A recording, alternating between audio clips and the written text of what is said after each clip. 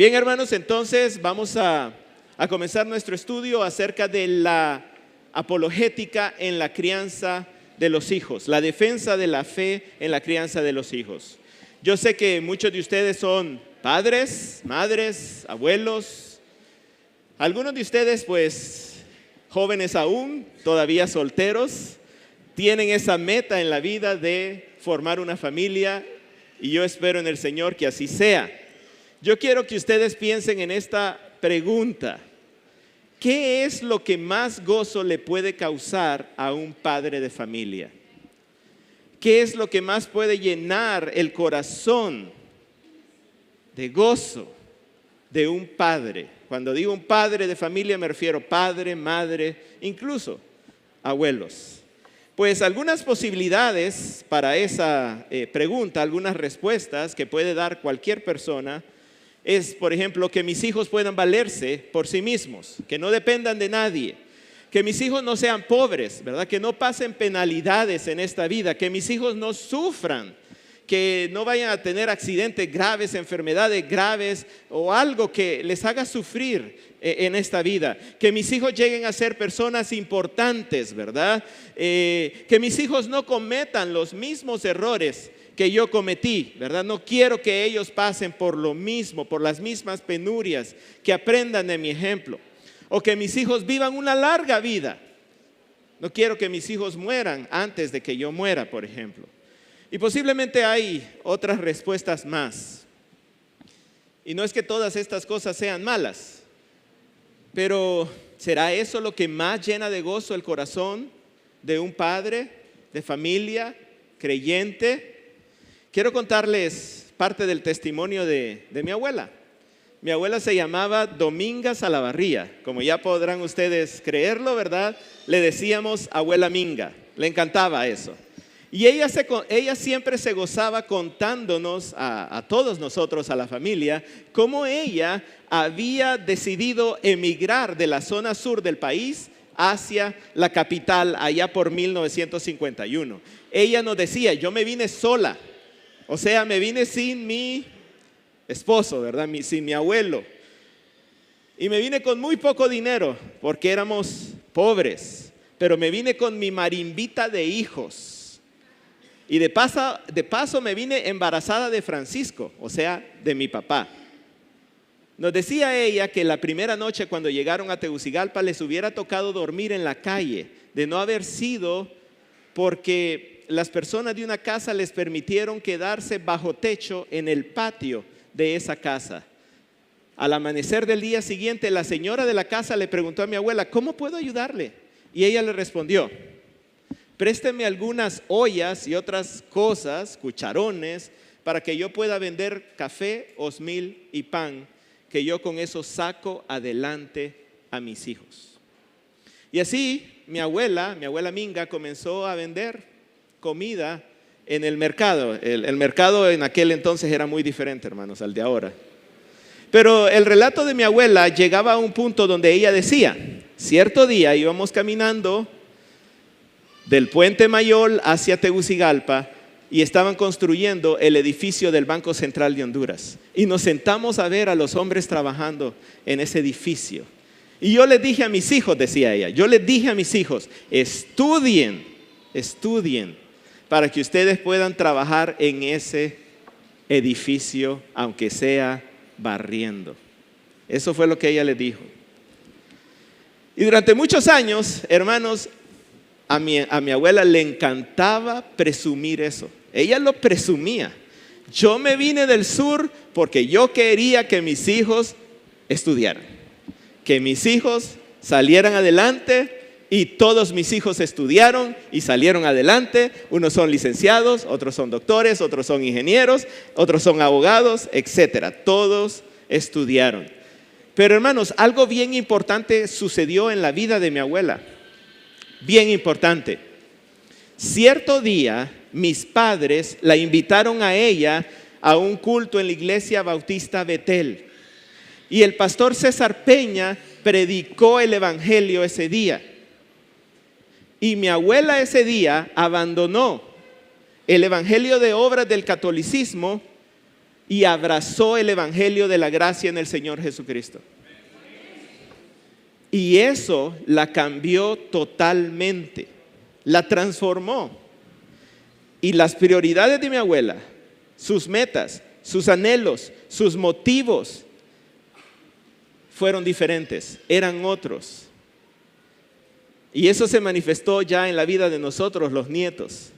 Más adelante, cuando nosotros llegábamos, o sea, cuando llegábamos mis hermanos, mis 3 hermanos y yo, muy poco mi abuela nos exhortaba para que estudiáramos, para que trabajáramos, para que saliéramos adelante. Sí lo hacía, pero muy poco.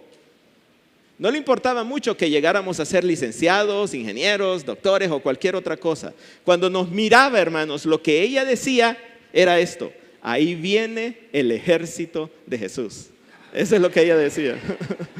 Lo más importante para ella dejaron de ser nuestras profesiones, nuestros estudios y todas esas cosas. Lo más importante para ella vino a ser saber que mis hermanos y yo éramos 4 varones en el ejército de Jesús, 4 soldados de Jesucristo, utilizando el lenguaje de esta conferencia, 4 defensores de la fe. Eso se convirtió en su mayor gozo. Cuando ella conoció la verdad, su mayor gozo era que nosotros también conociéramos y anduviéramos en la verdad. Y me daba un poco de pena, hermanos, en aquellos tiempos. Me daba un poco de pena porque cuando llegaban mis tíos, mis otros sobrinos, mis primos y todo lo demás, no mis sobrinos, eran mis tíos, mis primos, ella de lo único que hablaba era de que nosotros 4 éramos soldados de Jesucristo. Aquí ya vemos hoy en esta mañana muchos padres, madres, abuelos, y quizá todos ya hemos abrazado la fe en el Señor Jesucristo. Todos hemos conocido la verdad que hay en Jesucristo. Que Jesucristo, siendo Dios, vino, tomó la naturaleza del hombre, vivió entre nosotros, se entregó por nosotros, murió en una cruz, derramó su sangre para que nosotros pudiéramos recibir el perdón de los pecados y la vida eterna. Y sabemos que Él viene, como decía el canto. Lo sabemos, hemos abrazado la verdad, pero quizá todavía nuestras prioridades, ese sistema de valores, todavía no ha cambiado o está todavía en ese proceso. Quizá todavía estamos más enfocados en que nuestros hijos consigan algunas cosas. Entonces vamos a estudiar hoy, hermanos, la apologética, la defensa de la verdad aplicada a la crianza de nuestros hijos. Eso es lo que vamos a estar estudiando hoy. Entonces, hermanos, ahí en sus notas ustedes pueden buscar ese primer punto. ¿Cuál es la meta? ¿Cuál es el gozo de la crianza bíblica? Yo comencé preguntándoles qué es lo que puede causar mayor gozo en el corazón de un padre de familia. Vamos a hablar cuál es la meta, cuál es el gozo de la crianza bíblica. Casi al final del Nuevo Testamento encontramos la tercera carta de Juan. Esta carta es una carta bien personal que el apóstol Juan le escribe a su hijo espiritual llamado Gayo. Y vamos a leer el versículo 8 de esta carta, solo tiene un capítulo. Tercera de Juan, versículo 8 dice: por tanto, nosotros debemos acoger a tales hombres para que seamos colaboradores en pro de la verdad. ¿Ven ahí? En pro de la verdad. La causa de la verdad, la defensa de la verdad. La carta tenía un solo propósito. El propósito del apóstol Juan era que Gayo perseverara en ser un colaborador en la defensa de la verdad. Esa palabra ahí, hermanos, ¿para qué?, indica el propósito que el apóstol Juan tenía en mente cuando escribió la carta. Y la palabra colaboradores, o como dice en su Biblia, Reina Valera 1960, que cooperemos, es la palabra griega sinergia. Y esa sinergia significa unir fuerzas para lograr cosas mayores de las que podríamos lograr cada uno por separado. Pues la carta tenía el propósito de que Gayo se uniera a él y a otros en pro de la verdad. Pudiéramos utilizar el lenguaje de mi abuela, ¿verdad? El propósito de Juan era que Gayo se mantuviera en el ejército de Jesús, firme como soldado de Jesucristo. Ahora quiero que veamos los versículos 3 y 4. Versículos 3 y 4 dice: pues me alegré mucho cuando algunos hermanos vinieron y dieron testimonio de tu fidelidad a la verdad, esto es, de cómo andas en la verdad. Versículo 4: no tengo mayor gozo que este, oír que mis hijos andan en la verdad. Mi abuela se gozaba cuando nos miraba y su gozo era que éramos cristianos. Y su gozo era similar al del apóstol Juan. Miren que en el versículo 3 el apóstol Juan dice: me alegré mucho por el testimonio que escucho de ti, Gayo. Y la palabra mucho está indicando ahí el nivel del gozo. Podríamos decir el grado, la cantidad del gozo del apóstol Juan. Y se podría traducir, hermanos, como me alegré muchísimo, me alegré extremadamente, incluso me alegré en exceso. Entonces, hermanos, me alegré mucho está hablando de un gozo incontenible. Un gozo incontenible. Y en el versículo 4 el apóstol Juan menciona qué es lo que le producía a él el mayor gozo entre todos los gozos, pudiéramos decir. Y él dice: lo que me causa el mayor gozo es oír, saber, escuchar el testimonio de otros que mis hijos andan en la verdad. Eso de mayor gozo, hermanos, está hablando del gozo insuperable.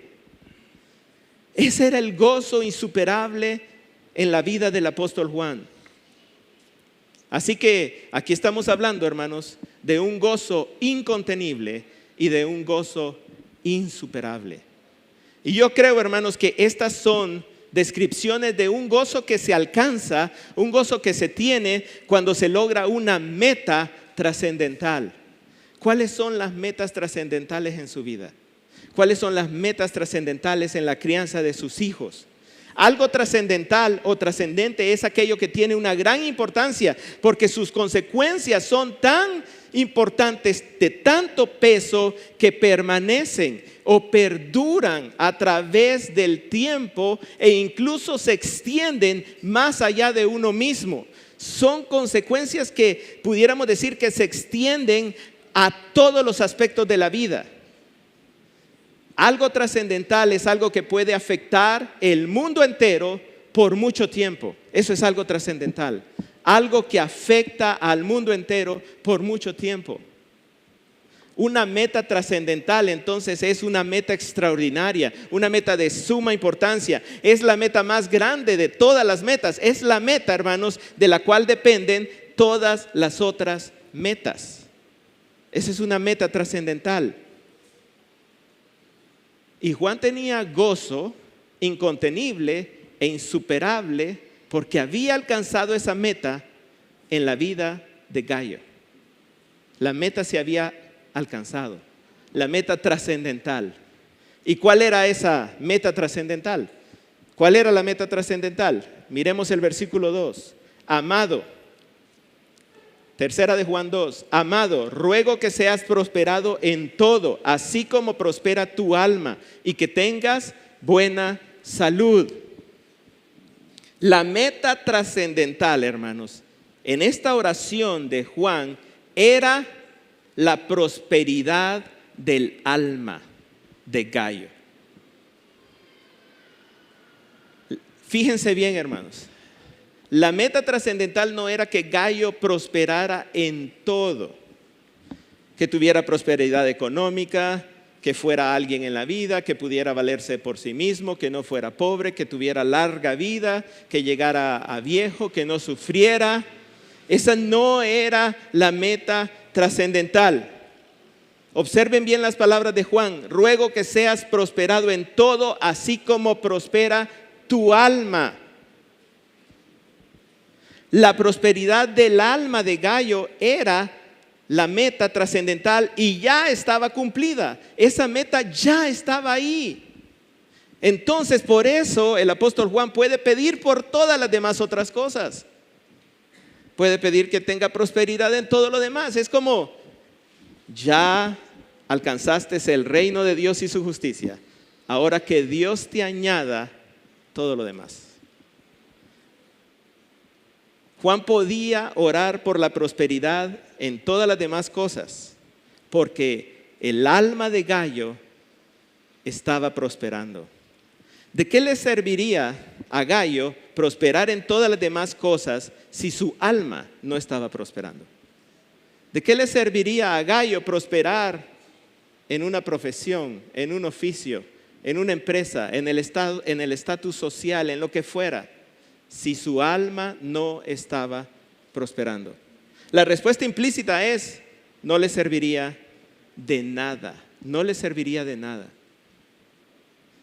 ¿A qué se refiere la prosperidad del alma? Es una meta trascendental, es una meta que permanece, es una meta que afecta al mundo entero, es una meta que tiene consecuencias más allá de todas las cosas. ¿Cuál era la meta? ¿Cuál es esta meta? ¿En qué consiste la prosperidad del alma? Para esto, hermanos, tenemos que irnos a 2 de Juan. Vamos a ayudarnos con la segunda carta de Juan, versículos 1 y 3.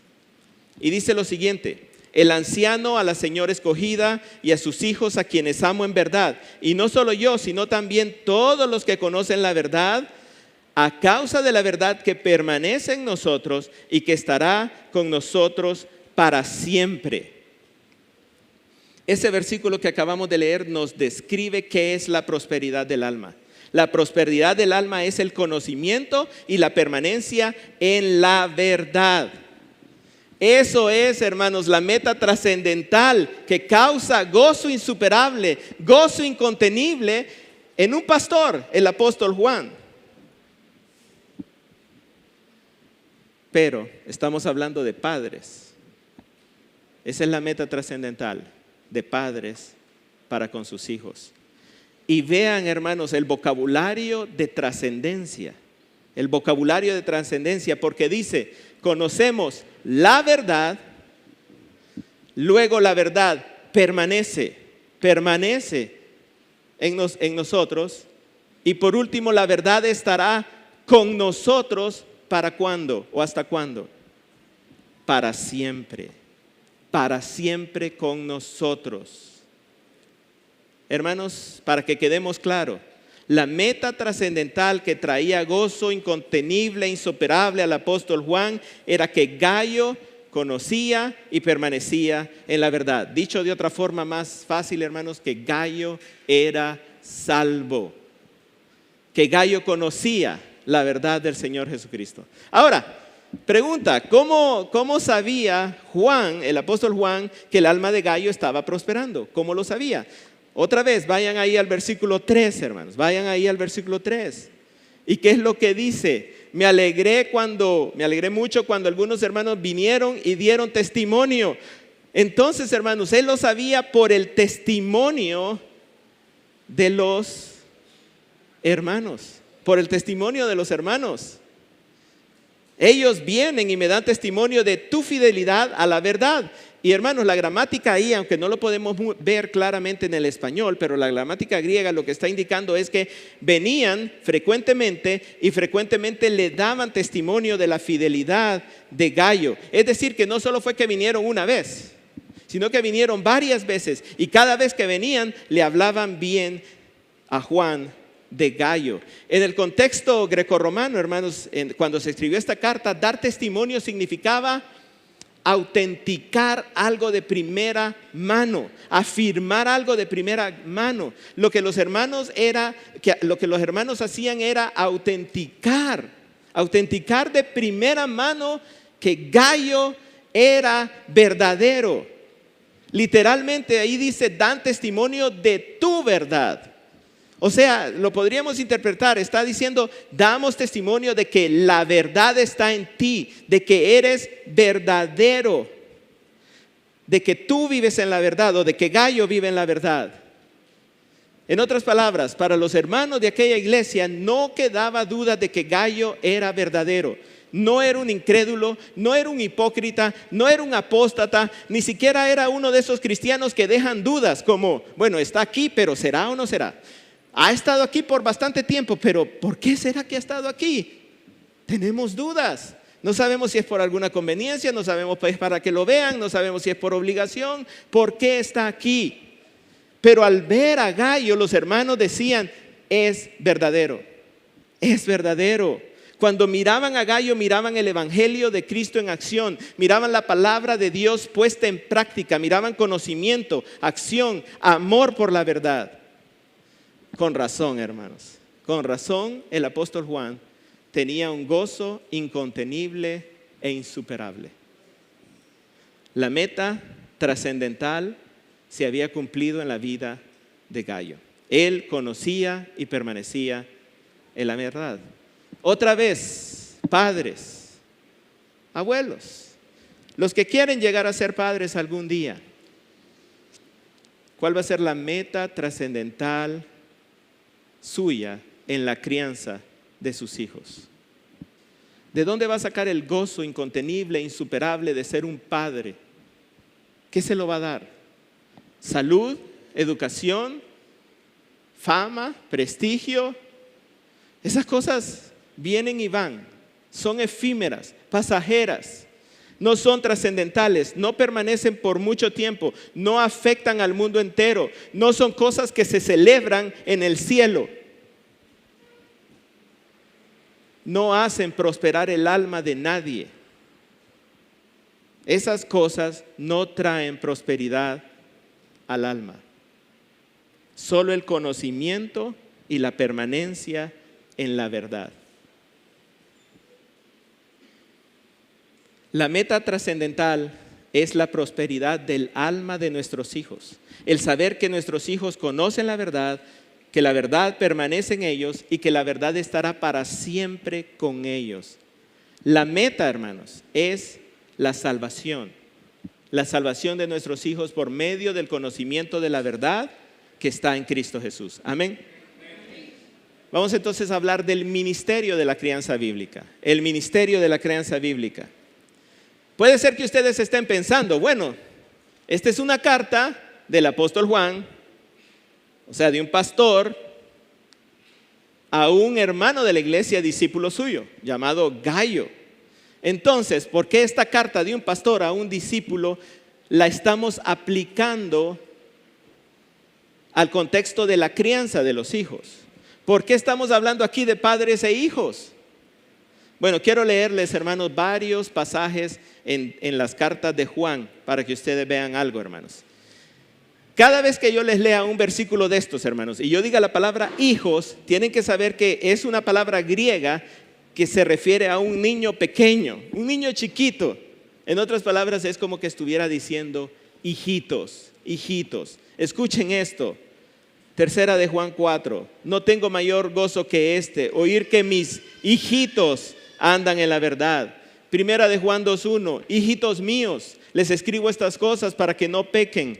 Primera de Juan 2:12, les escribo a ustedes, hijitos, porque sus pecados les han sido perdonados. Primera de Juan 2:28, y ahora, hijitos, permanezcan en él. Primera de Juan 3:7, hijitos míos, que nadie los engañe. Primera de Juan 3:18 al 19, hijitos, no amemos de palabra ni de lengua, sino de hecho y en verdad. Primera de Juan 4:4, hijitos míos, ustedes son de Dios y han vencido a los falsos profetas, han vencido a la mentira, al error y al engaño.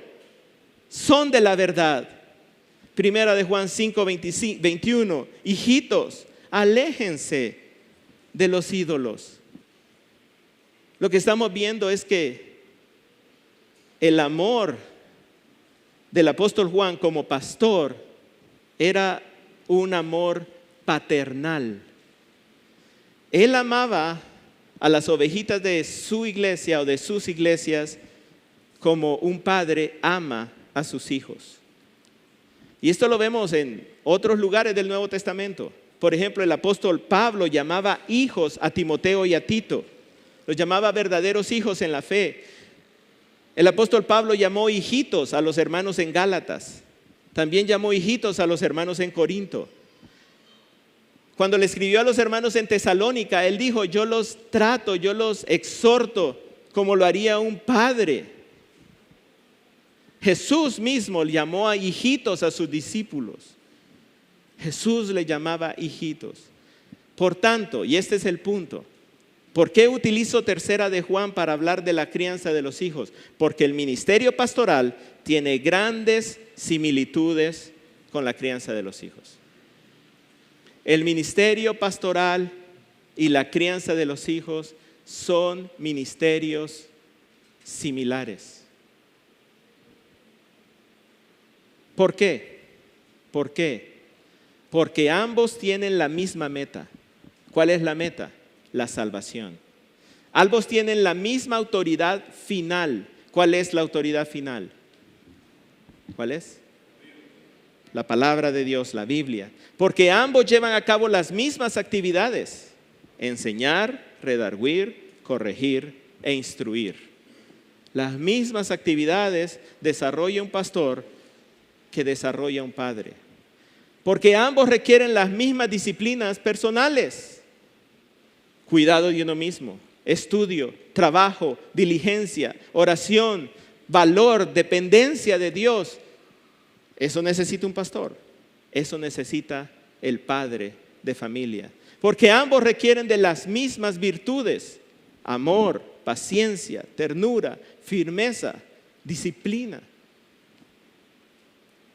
Y porque ambas cosas, el ministerio pastoral y la crianza de los hijos, si se realizan fielmente, ambos ministerios glorifican a Dios. Ambos ministerios exaltan el nombre de Dios en la tierra. Y ese es el propósito de nuestras vidas. El 19 de junio de 2023 se acababa de aprobar por el gobierno la venta libre de las PAE, ¿se acuerdan? De las pastillas anticonceptivas de emergencia o las píldoras del día después. Ese domingo, hermanos, yo les prediqué a ustedes un mensaje que se llamaba El llamado de Dios a los padres. Y la enseñanza central de ese mensaje fue esta. Escuchen cuál era la enseñanza de aquel mensaje, 19 de junio del 2023. No todos los hombres serán llamados a pastorear o ser diáconos de la iglesia. No todos van a ser pastores o diáconos de la iglesia. Pero Dios sí llama a todos los hombres a pastorear su propio hogar. No todos los hombres van a ser pastores de iglesia, diáconos de iglesia, pero todos deben ser pastores en sus casas. Todos deben ser pastores de sus familias. Criar hijos es un ministerio pastoral, hermanos. Criar hijos es un ministerio pastoral en el hogar, cuyo propósito, cuyo gozo está en lograr que los hijos conozcan y permanezcan en la verdad. Y esa verdad es Jesucristo. Él es la verdad. Y que todo el que en Él cree tiene vida eterna. El padre que cría a sus hijos bíblicamente es el pastor de sus hijos. Yo soy el pastor de la iglesia. Yo quisiera que sus hijos chiquitos me dijeran: mi pastor es mi papá. Gloria a Dios. Gloria a Dios. ¿Cómo se pastorea a los hijos? ¿Cómo se pastorea a los hijos? Bueno, ustedes ahí tienen varias citas. Voy a leer esto bien rápidamente. Enseñando la palabra de Dios a los hijos, hay que leérselas, hay que explicárselas. Esto nos da miedo a veces, ¿verdad? Tener que explicarle a nuestros hijos las preguntas que hacen, pero hay que hacerlo. Y cuando llegamos a un punto en el que no sabemos, entonces hay que decir: no sé, pero voy a investigar. Buena pregunta, hijo. Estableciendo la autoridad de la palabra de Dios. La Biblia la tenemos que usar para tomar las decisiones del hogar. En esta casa las decisiones las vamos a tomar con la Biblia, modelando la palabra de Dios ante los hijos, es decir, dando el ejemplo, que nuestro actuar no sea diferente a nuestro hablar. Vamos a vivir lo que predicamos en la casa, defendiendo la palabra de Dios. O sea, portándonos varonilmente, refutando las falsas enseñanzas que están inundando nuestra sociedad.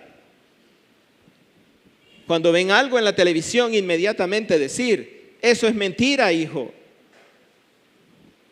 La Biblia no enseña eso. O como hace mi esposa, ¿verdad? Eso es mentira. cambia de canal. Inmediatamente. Orando por sus hijos, orando con sus hijos, congregándose en una iglesia, dejando que sus hijos le vean servir por amor a otros. ¿Saben sus hijos de su ministerio aquí en la iglesia? Dando testimonio de gratitud a Dios frente a sus hijos. ¿Saben sus hijos las proezas, las misericordias, las gracias de Dios en su vida? ¿Cuándo le escuchan sus hijos que usted da testimonio y dice, gracias a Dios? Eso solo pudo haber sido la mano de Dios. Y también disciplinando a los hijos. Ya sabemos, hay varias formas, ¿verdad? Y una es la vara. Hermanos, todas estas cosas, todas estas listas no se tienen que hacer una por una. Cuando usted está practicando una de esas, puede estar practicando varias simultáneamente. Ninguno es perfecto como padre, pero cumplir este ministerio puede ser la diferencia para lograr esa meta trascendental, la salvación de sus hijos. ¿Qué de las madres? Las madres son importantísimas en la crianza de los hijos. De hecho, son igualmente importantes que los padres. Génesis 2:18 dice, no es bueno que el hombre esté solo. Le haré una ayuda idónea, una ayuda adecuada. Muchas veces cometemos el error de pensar que la mujer es menos valiosa, menos importante que el esposo, debido a que la esposa debe someterse al liderazgo del esposo, o debido a que la esposa fue nombrada ayuda idónea y no cabeza. Pero no hay nada más equivocado que eso. El concepto de ayuda idónea ahí, hermanos, en Génesis 2:18 implica esto, hermanos, que el único complemento que puede capacitar al hombre para que alcance los propósitos de Dios es la mujer. Sin la mujer, el varón era incapaz de cumplir los propósitos de Dios. La única cosa en el universo que podía permitir que Adán cumpliera los propósitos de Dios era, ¿cuál era? Eva. Él necesitaba a Eva y nada más. Y sin Eva, él era incapaz de cumplir los propósitos de Dios. ¿Y cuáles eran los propósitos de Dios? El compañerismo, la procreación de los hijos, la formación de familias, el dominio del mundo y reflejar la gloria y la bondad de Dios en el mundo. El hombre solo no podía. Lo podía únicamente con la mujer. Por tanto, hermanos, para que los hijos reciban una crianza bíblica es indispensable la participación de las madres, la participación de la mujer. Por eso Primera de Pedro 3:7 dice que ellas, las mujeres, las esposas, son coherederas en la gracia de la vida. Son coherederas. ¿Cómo participa la madre en la crianza de los hijos? Ahí tienen ustedes una lista también. ¿Cómo participan las madres? Complementando lo que le hace falta al padre. Esa es la ayuda idónea, el complemento ideal, aportando un balance, estando alerta, estando dispuesta, involucrándose en el aprendizaje como en la enseñanza de las Escrituras. Dice el apóstol Pablo, yo quiero que la mujer aprenda. ¿Por qué? Porque ella tiene que enseñar. ¿A dónde va a enseñar? En el hogar. En el hogar, siendo un modelo de sumisión voluntaria. O sea, la sumisión de la madre bajo el liderazgo del padre le enseña a los hijos cómo los cristianos debemos someternos a Dios, cómo la iglesia se somete al Señor Jesucristo, sirviendo amorosamente en el hogar, sustituyendo al padre en su ausencia y enseñándole a las hijas las cosas de la mujer, orando con y por sus hijos. Ambos son importantísimos. Ahora hablemos del papel del amor en la crianza bíblica. ¿Qué papel juega el amor en todo esto? Vamos otra vez a Tercera de Juan. Vamos a ver el versículo 1. Tercera de Juan, versículo 1 dice, el anciano al amado Gayo, a quien yo amo en verdad. Miren, hermanos, ahí ven ustedes que él primero lo llama amado y luego reafirma ese amor diciendo, a quien yo amo en verdad. en el griego, hermanos, ese yo es la palabra ego. Ego, ¿verdad? Por eso decimos egocentrismo o egoísmo, ¿verdad? Ego, yo. Entonces ahí, hermanos, hay un énfasis. Lo que el apóstol Juan estaba diciendo es, este amado Gayo, pero amado por mí mismo. O sea, yo soy el que amo a este Gayo. Y por último, todavía remata la expresión de amor, porque dice, yo lo amo en verdad.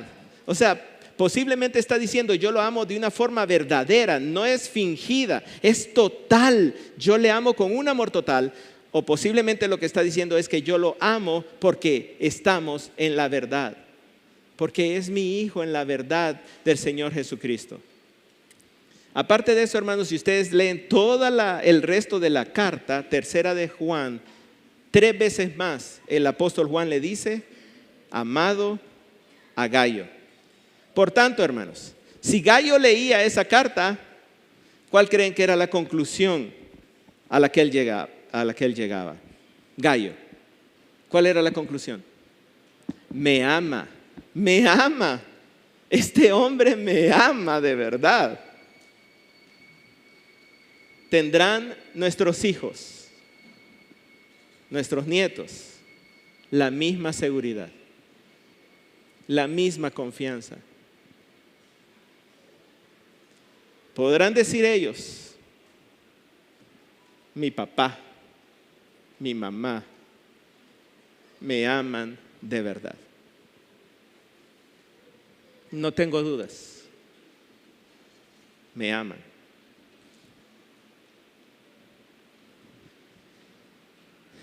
Sin amor, hermanos, el evangelio es bien difícil, hermanos, que llegue al corazón de un hijo.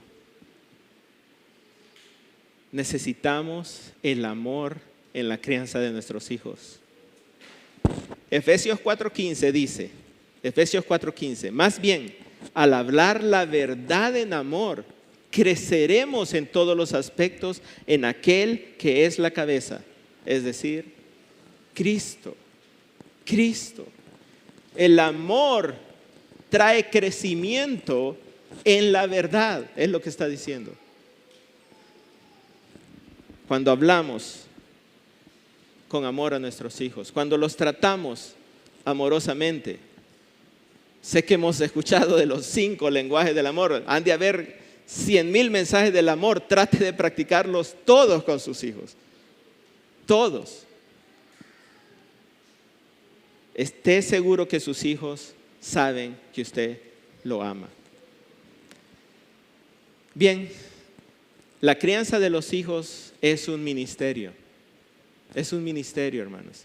Es un ministerio pastoral en la casa, que requiere de la participación de padres y de madres, y cuyo mayor gozo y meta es que los hijos conozcan y permanezcan en la verdad, que conozcan al Señor Jesucristo como su Salvador, porque esa verdad permanecerá en ellos para siempre. Esa verdad permanecerá en ellos para siempre. Bien, pero como estamos hablando de apologética, hermanos, quiero ahora rápidamente, no sé qué tan rápido va a ser esto, hermanos, quiero hablar de 4 aspectos fundamentales de la apologética que debemos incluir en la crianza de los hijos. 4 aspectos de la defensa de la verdad que nuestros hijos tienen que saber, hermanos, y que nosotros se los tenemos que enseñar. Los padres se los tenemos que enseñar a nuestros hijos, hermanos, para que nuestros hijos aprendan a defender la verdad, hermanos. Miren, hermanos, nuestros hijos no son los defensores de la verdad, somos nosotros. Lo que nosotros hacemos es entrenarlos para que cuando llegue su momento ellos sean los defensores de la verdad. Pero entonces, hermanos, tenemos que asegurarnos que ellos entiendan estas cosas. Estas cosas, hermanos, son de las presuposiciones que hemos estado hablando desde ayer. Esas presuposiciones, hermanos, que son el ancla de la fe, el ancla de la verdad, que nos permiten defender la verdad en este mundo. Entonces, hermanos, el pastor Bodhi Vaughan dice lo siguiente, hermanos: solamente necesitas conocer algunos aspectos básicos de la apologética. Es decir, Hay que conocerlos todos, pero estos son fundamentales. A estos aspectos Él les llama las preguntas más difíciles en la vida. Estas son las 4 preguntas más fundamentales en la vida. ¿Quién soy yo? ¿Por qué estoy aquí? ¿Por qué está tan mal el mundo? ¿Y cómo se puede arreglar lo que está mal en el mundo? Estoy totalmente de acuerdo con el pastor Vaughan que esas son preguntas fundamentales que toda persona se hace, pero también, hermanos, debo añadir que cada persona en el mundo contesta estas preguntas, estas 4 preguntas las contesta basado en sus propias presuposiciones. O sea, cada persona las contesta basado en su cosmovisión. Entonces, estas 4 preguntas se pueden responder basándonos en una cosmovisión humanista o secular o una cosmovisión bíblica.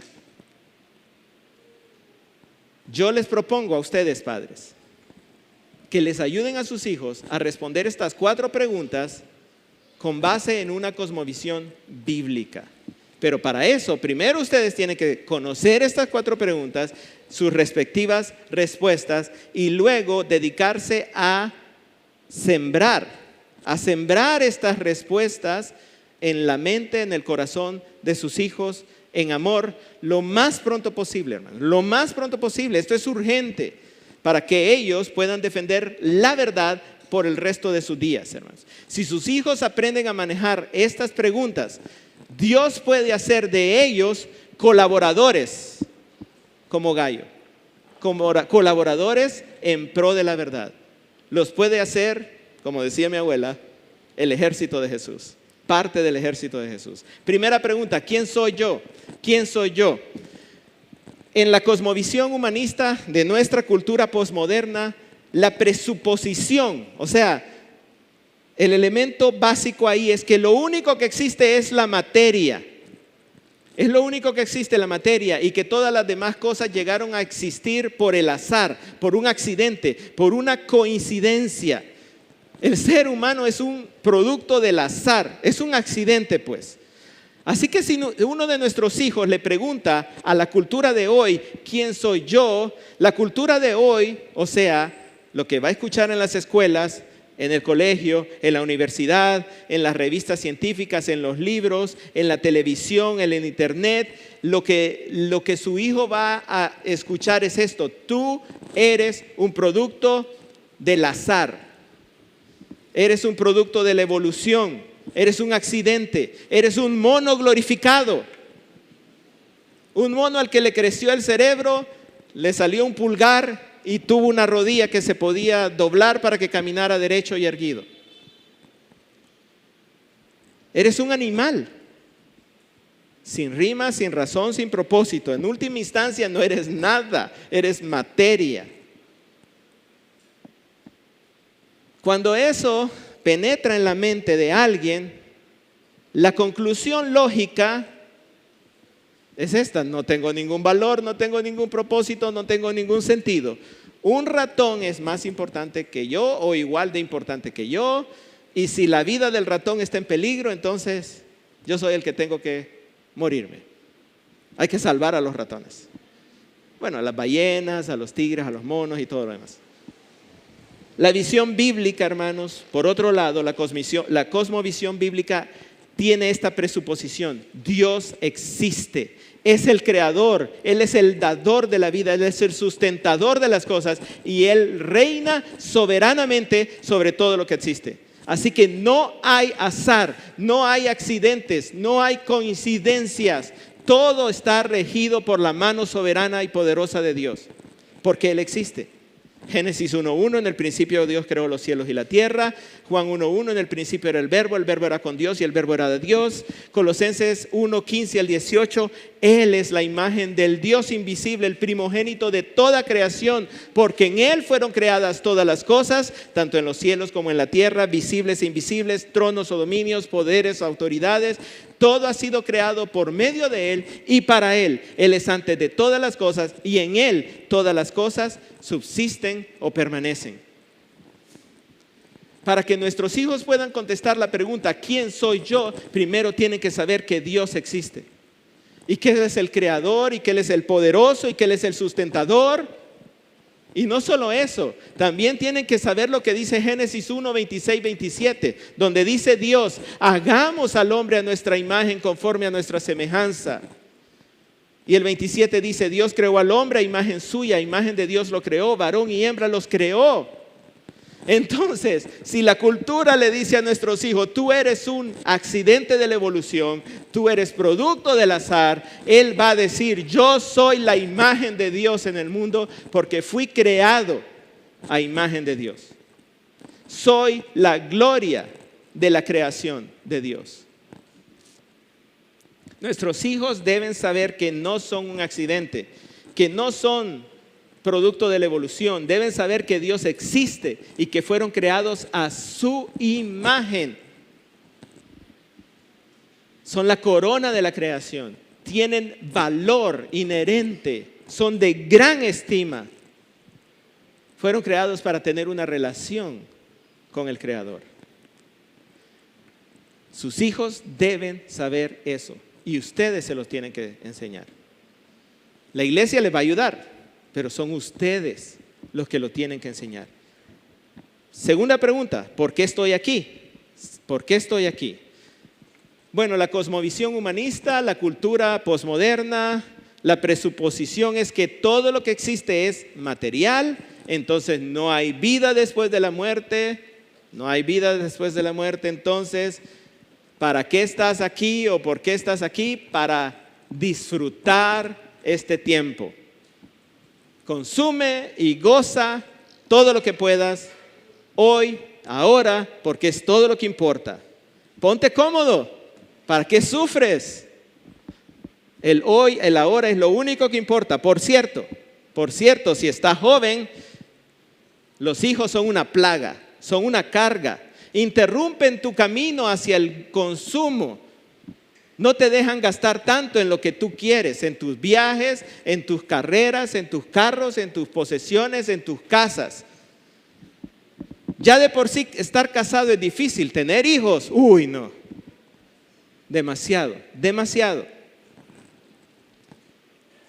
Solo les estoy haciendo ver cómo la presuposición humanista tiene una conclusión lógica.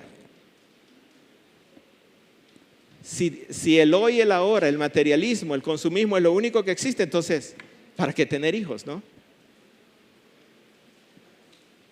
Y es triste, hermanos, que a veces familias cristianas estamos pensando así.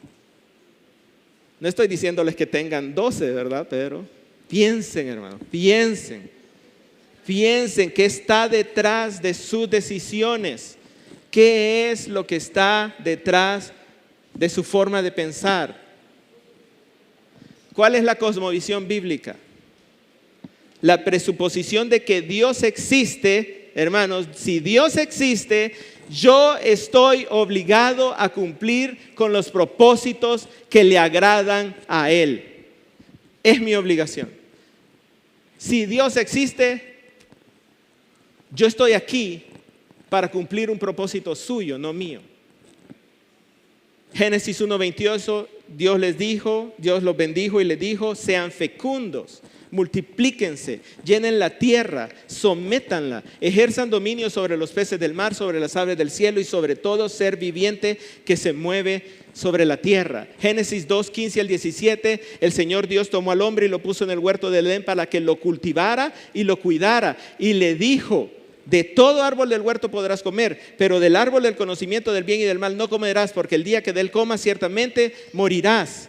Colosenses 1:16-18, todo ha sido creado por medio de Él y para Él. ¿Para quién son todas las cosas? Para Él. ¿Para quién soy yo?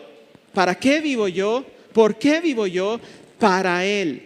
Para Él. A fin de que en Él, a fin de que Él tenga en todo la primacía, que Él se lleve la gloria en todo.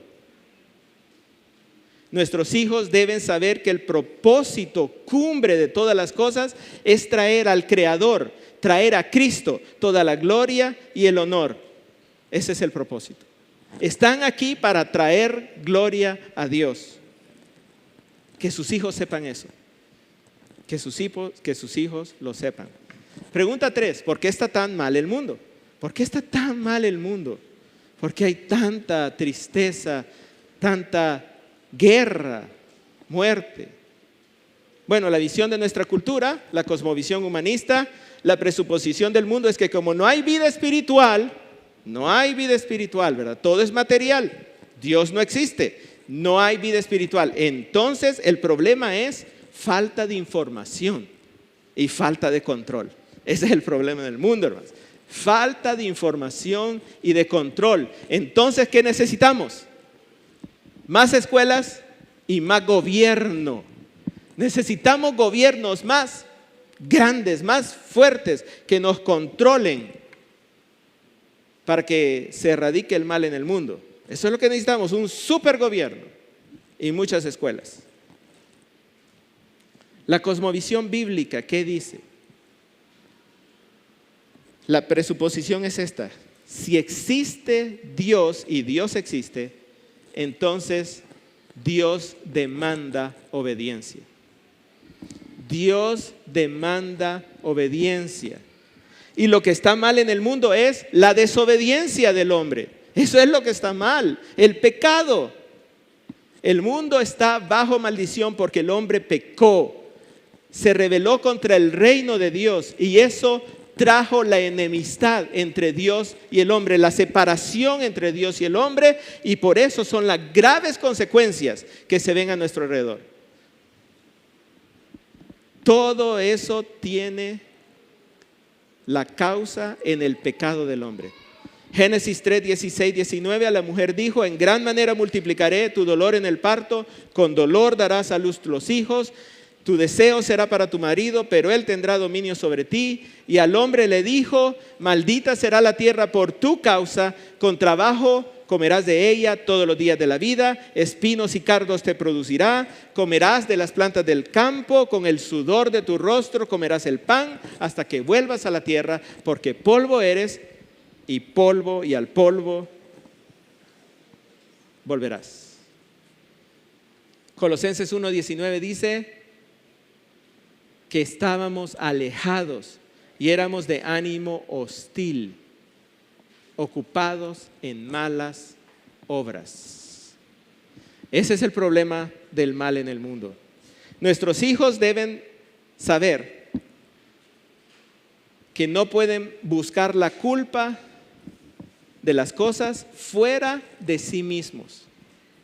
Ellos no le pueden estar echando la culpa a la escuela, a la universidad en la que estudiaron. Ellos no le pueden estar echando la culpa al gobierno.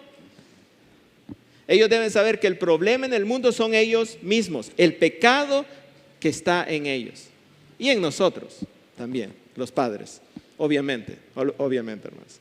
El pecado de cada uno es el problema del mundo, porque nos volvió enemigos del rey, y eso trajo consecuencias. El problema no está allá afuera en alguna parte. El problema del mundo soy yo, porque no estoy cumpliendo los propósitos de mi Creador. Sus hijos deben saber eso. Pregunta número 4. ¿Cuál es la solución para lo que está mal en el mundo? ¿Cuál es la solución para lo que está mal en el mundo? Bueno, la visión de la cultura, hermanos, la cosmovisión humana, secular, la solución es más educación, más control, más escuelas, más gobiernos. ¿Cómo podemos combatir el SIDA? Bueno, si hacemos conciencia en la población acerca del SIDA. ¿Cómo podemos combatir el racismo si en la escuela tenemos clases antirracismo? ¿Qué podemos hacer con un hombre que golpea a su esposa? Bueno, metámosle en una terapia para el manejo de la ira. Hay que darle información, hay que darle educación a la gente y todo va a estar bien. Y también hay que fortalecer el gobierno. La cosmovisión bíblica dice lo siguiente: el hombre es incapaz de solucionar el mal en el mundo. No hay bueno ni uno, no hay quien busque a Dios. El hombre es incapaz porque el mal está en él. Por tanto, para solucionar el mal en el mundo se necesita un Salvador, hermanos. Eso es lo que necesita el mundo. Esa es la solución para el mundo. Es necesario que uno en el cual no está el mal, uno que no tenga pecado en sí mismo, venga a solucionar todas las cosas. Venga a reconciliar a Dios con el hombre, a restablecer los propósitos, los diseños de Dios en este mundo. Se necesita a Jesucristo. Génesis 3:15 dice: pondré enemistad entre tú y la mujer, y entre tu simiente y su simiente. Él te herirá en la cabeza y tú lo herirás en el talón. Colosenses 1:22 y 23 dice: ahora Dios los ha reconciliado en Cristo, en su cuerpo de carne mediante su muerte, a fin de presentarlos santos, sin mancha, irreprensibles delante de Él. Ahí está la solución del mundo. Y Él lo hará esto si en verdad permanecen en la fe, si permanecen en la verdad de lo que hemos estado hablando. Él es la verdad. ¿Cómo se puede arreglar lo que está mal en el mundo? Lo que está mal en el mundo solo se puede restaurar por medio de la muerte penal, sustitutiva, expiatoria de Cristo en la cruz. No hay otro medio. Y lo que nosotros tenemos que hacer es poner nuestra fe en Él. En ninguno otro hay salvación, porque no hay otro nombre bajo el cielo dado a los hombres en que podamos ser salvos. Entonces, ¿cuáles son las conclusiones? Estas son las 4 preguntas que ustedes, padres, deben conocer, deben enseñar, deben sembrar en la mente de sus hijos. ¿Quién soy? Hijo, eres la corona y la gloria de la creación de Dios. ¿Para qué estoy aquí, papá? ¿O por qué estoy aquí? Estás aquí, hijo o hija, para traer la gloria y el honor al Señor Jesucristo. Papá, ¿por qué hay tantas cosas malas en el mundo? ¿Cuál es el problema del mundo? El problema del mundo somos tú y yo y todos los que nos hemos negado a reconocer la supremacía de Cristo. Es nuestro pecado. Nuestro pecado es el problema. ¿Y cómo se puede arreglar esto? A través de la muerte del Hijo de Dios, el arrepentimiento de los pecados y la fe en Él. Ahí está la solución. Para terminar, hermanos, y sé que ya no me queda tiempo, pero para terminar, la última parte de la sesión dice opciones educativas. Opciones educativas. Yo creo, hermanos, que la educación debe ser una herramienta de la crianza bíblica de los hijos. Oigan bien, la educación de los hijos debe ayudar en ese ministerio de criar hijos.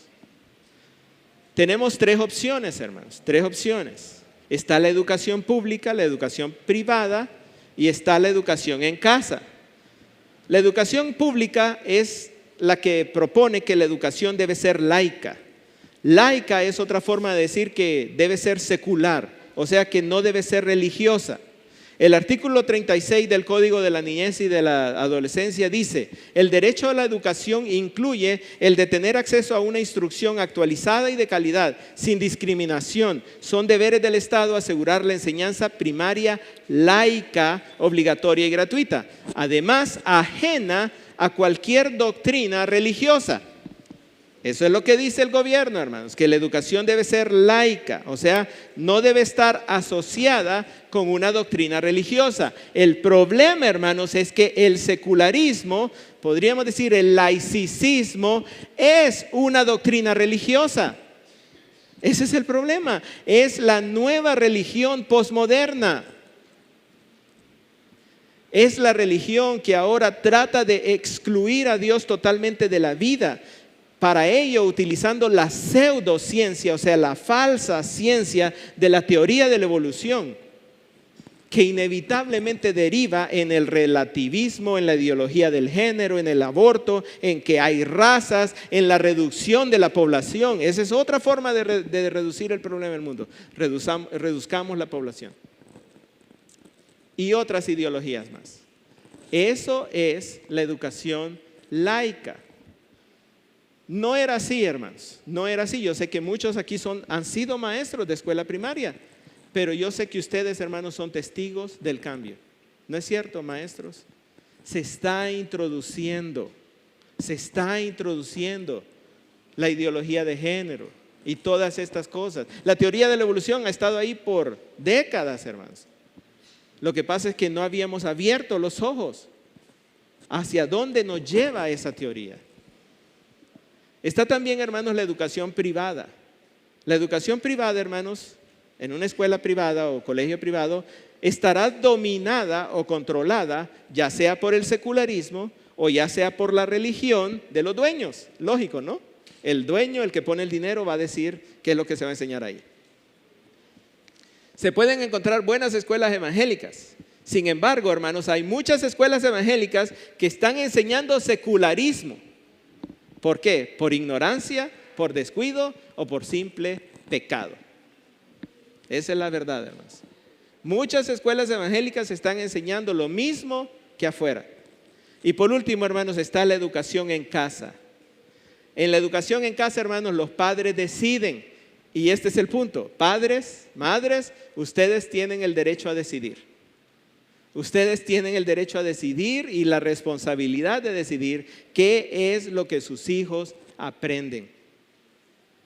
Hay varias modalidades: la educación en casa pura, los padres deciden y enseñan todos; la educación en casa basada en un currículo prediseñado, ¿verdad? Hay que comprar un currículum y con ese currículum el padre y la madre le enseñan a los hijos. Y está también la educación en casa en asociación con otras familias, que es lo que hemos estado haciendo aquí desde hace unos 4 años. ¿Quiere usted información sobre esto de la educación en casa? Quiero pedirle a todos los padres de familia que están en el homeschool de la iglesia que se pongan de pie. Pónganse de pie. Los padres de esta iglesia que están dando educación en casa. Véanlos, hermanos, todos, véanlos a ellos. Allá está Elvin también y Nicola allá atrás. Ellos les pueden dar información. Si ustedes quieren saber, si ustedes quieren escuchar testimonios, si ustedes quieren dar opciones, ¿dónde está Marilis también? Abajo está Marilis. Bueno, Alejandra Rodríguez, Alan también, ¿dónde está? Ellos les pueden dar información. Pregúntenle a ellos sobre la educación en casa. Pueden tomar asiento. Hermanos, para concluir, en cuanto a la educación, escojan la opción, oigan bien, hermanos, escojan la opción, padres, abuelos, si tienen oportunidad de influir, escojan la opción que ayude a la prosperidad del alma. Escojan la educación que haga prosperar el alma de sus hijos. Si eres un cristiano, has sido llamado a defender la verdad. La defensa de la verdad comienza en la casa, con tus hijos. Si eres un cristiano y no lo estás haciendo, si no estás cumpliendo con tu ministerio, cambia tu sistema de valores, cambia tus prioridades, cumple tu ministerio. Amén. Vamos a orar, hermanos, vamos a orar por los alimentos y vamos a orar por nuestras familias. Pongámonos de pie. Amado Padre Celestial, te damos a ti la gloria y la honra, Señor. Muchas gracias, Padre, por esta hermosa conferencia que nos has permitido tener estos últimos 2 días, Padre. Y te pedimos, Señor, que el mensaje, Padre, haya caído en tierra fértil, en tierra que dé fruto, que haya caído en corazones mansos, en corazones humildes, que puedan poner en práctica todas estas cosas, Señor. Padre, porque queremos la salvación de nuestros hijos y porque ellos van a hacer lo mismo con nuestros nietos y nuestros nietos van a hacer lo mismo con nuestros bisnietos, y así, Señor, se va a cumplir la meta trascendental generación tras generación. Y la Iglesia Bautista Comunión va a ser una familia de familias, generación tras generación. En el nombre de Cristo Jesús te lo pedimos. Y también, Padre, te damos gracias por los alimentos que vamos a disfrutar. Amén y amén. Dios les bendiga, amados hermanos.